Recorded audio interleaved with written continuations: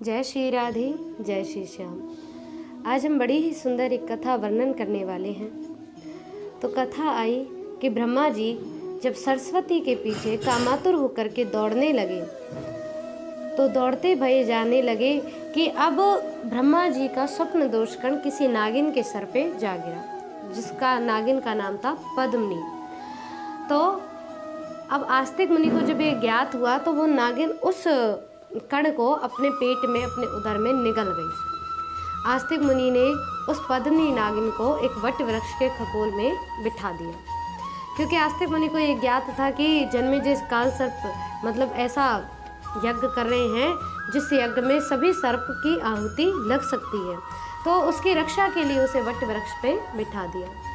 अब समय आया, इधर आस्तिक मुनि जी ने तो यज्ञ को रोका, लेकिन उधर जब समय आया तो उस नागिन के अंडों में से एक अंडे से दिव्य संतान रूप मतलब कि एक मनुष्य आकार रूप शिशु उत्पन्न हुआ। अब वो शिशु कौन थे? स्वयं एरहोत्र नारायण के अवतार। जब रोने लगे, रुदन करने लगे, तो उसी समय कौन धर्मा नामक ब्राह्मण, जो बड़ा ही निर्धन था, जिसके धन का अभाव था, वट वृक्ष के पत्तों को लेने के लिए आया था, लेकिन रोने की आवाज़ सुनी तो इधर उधर देखने लगा। लेकिन अब आकाशवाणी हुई कि अरे कौन धर्मा, तुम्हें ये संतान प्राप्त हुई है और तुम अब इस संतान को दिव्य भाव से स्वीकार करो। और ये बड़े ही सिद्ध योगी हैं, ये एरहोत्र नारायण के अवतार हैं। कौन धर्मा ने इस बात को स्वीकार किया और उस संतान को लेकर के आ गए। अपनी पत्नी को वह संतान दे दी और उस संतान का नाम रखा वटनाथ, क्योंकि वट वृक्ष से प्राप्त हुए थे। अब वटनाथ नाम रख दिया।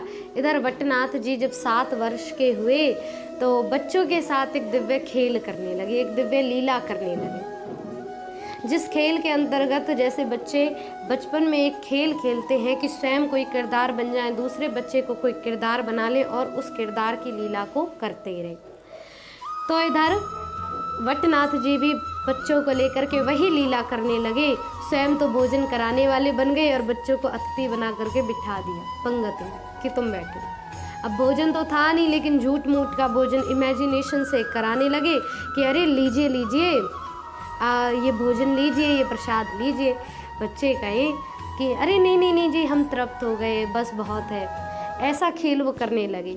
लेकिन इधर दत्तात्रेय जी महाराज की दृष्टि पड़ी तो दत्तात्रेय जी ने देखा कि ये तो कोई योगी नजर आते हैं। दिव्य दृष्टि से ज्ञात किया तो एरहोत्र नारायण के अवतार हैं।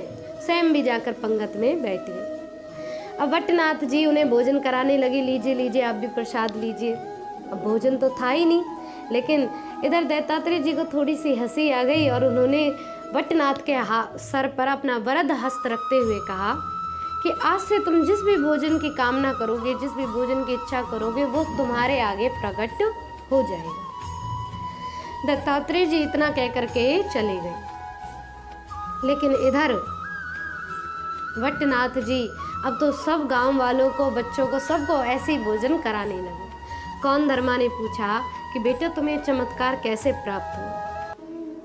तो इधर वटनाथ जी ने कहा कि पिताश्री, मुझे तो दत्तात्रेय जी ने ये सिद्धि प्राप्त कराई है। दत्तात्रेय जी का नाम सुन करके कौन धर्मा ने कहा कि बेटा वो तो त्रिदेव के अवतार हैं और उनसे तुम्हें सिद्धि प्राप्त हुई, तुम्हारे तो बड़े सौभाग्य हैं। कौन धर्मा से पूछने लगे कि पिताश्री अब हमें वो दत्तात्रेय जी महाराज के दर्शन कब होंगे? तो कहने लगे बेटा उनके दर्शन तो उन्हीं की कृपा से होते हैं और उनकी कृपा हो तभी वो दर्शन देते हैं। अब मुझे ज्ञात नहीं कि उनके दर्शन कहाँ होंगे। वटनाथ जी ने कहा अब तो मुझे उन्हीं के दर्शन करने हैं, उन्हीं की शरण जाना है। तो वटनाथ जी तुरंत अपना घर इत्यादि त्याग करके पांचलेश्वर इत्यादि स्थानों से आगे जाते जाते दत्तात्रेय जी महाराज को ढूंढने लगे।